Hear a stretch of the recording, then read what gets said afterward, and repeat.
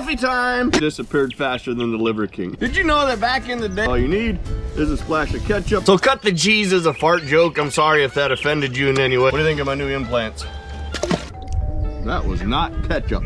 You know, back in the day, it was very normal for pigs to be starved for a week before slaughter. Not my thing, but you know, they did that so that the pig would completely clean out the stomach and the intestines and all of that stuff. Then you just threw the whole damn pig on the grill. And it wasn't until the year 54 that a Roman emperor named Nero was looking at these nice, clean, cooked intestines and thought, that looks like a good place to store some food. That was obviously before they had Ziploc baggies. And voila, we have bratwurst. And it's one of the few human delicacies that are flavored and seasoned during the processing, which means all you need is a splash of ketchup and you're good to go. Coffee time! You know, back in the day, in the old Ethiopian plateau, a goat herder named Kaldi discovered that if his goats eat these little weird-looking berries, they kind of stay up all night and don't really want to settle down. So he took a handful of these berries back to the church leaders, who then, after some testings and meetings, they discovered that if everybody eats these berries, they actually stay awake for the prayer session.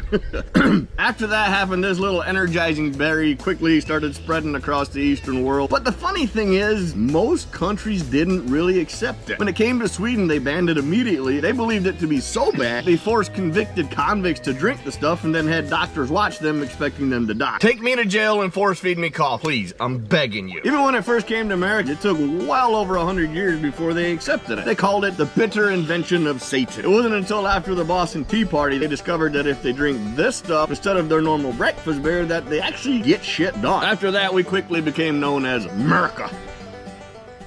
You know, back in the day when Alexander the Great decided to put some honey on his snow, he liked it so much that he actually had to hire people full-time to walk up and down the mountaintop to fetch him snow all day. Not long after that, the Chinese dynasty of Tang wanted their own little sweet treat, so they discovered if they boil buffalo milk and mix it with flour and tree sap and then bury it in the ice-cold pond, they have what is believed to be known as the first known recipe of ice cream. Which is funny because the first brain freeze wasn't recorded until 1931.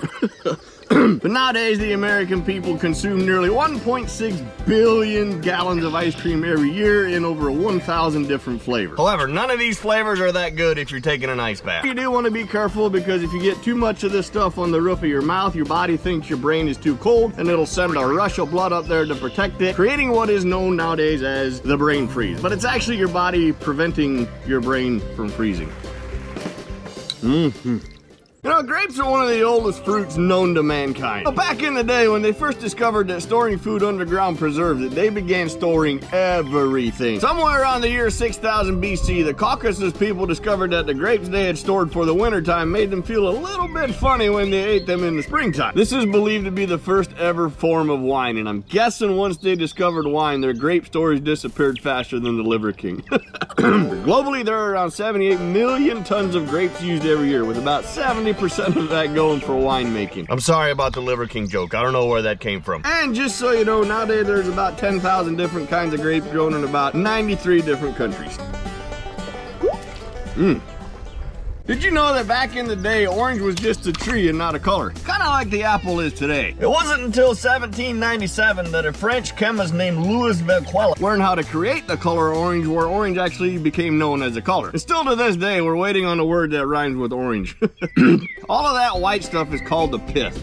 Not only does it hold everything together, it's filled with calcium, fiber, and flavonoids. So the more of that stuff you can get in your smoothie, the better off you are. I don't know where the name pith comes from, but I'm guessing the first time somebody tried it, they went And just so you know, the largest orange ever found had a circumference of 25 inches. Basically the size of a basketball, or like 6 of these.